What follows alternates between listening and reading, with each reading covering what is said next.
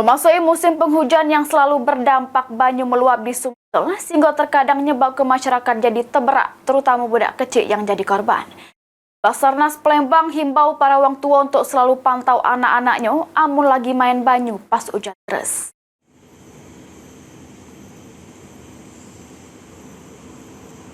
Di saat musim penghujan, banjir selalu menerjang beberapa kabupaten di Sumsel, termaksud kota Palembang. Pas datangnya banjir, arus deras juga jadi ancaman bagi masyarakat. Bahkan beberapa peristiwa teberaknya masyarakat terjadi pas banjir, terkadang anak-anak yang jadi korban. Kepala Kantor SAR Palembang, Raymond Konstantin, menghimbau kepada orang tua untuk selalu menjaga anak-anaknya, terutama pas lagi kondisi banjir yang jadi mainan favorit anak-anak. Supaya kejadian yang sering terulang tidak terjadi lagi, serta para anak-anak terhindar dari ancaman teberak. Untuk mengantisipasi kejadian-kejadian tidak terulang lagi, supaya anak-anak yang beraktivitas di air itu dipantau atau diawasi oleh orang tua.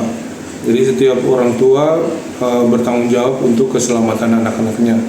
Walaupun demikian, orang-orang tua yang juga melintas dan tahu bahwa ada anak-anak yang beraktivitas di sungai, di air, terutama di air-air yang alirannya deras, supaya bisa mengingatkan dan juga mengawasi. Sesuai dengan prediksi Badan Meteorologi, Klimatologi, dan Geofisika, musim penghujan bakal melanda Sumsel sampai Desember 2024 mendatang. Mulyadi, PAL TV.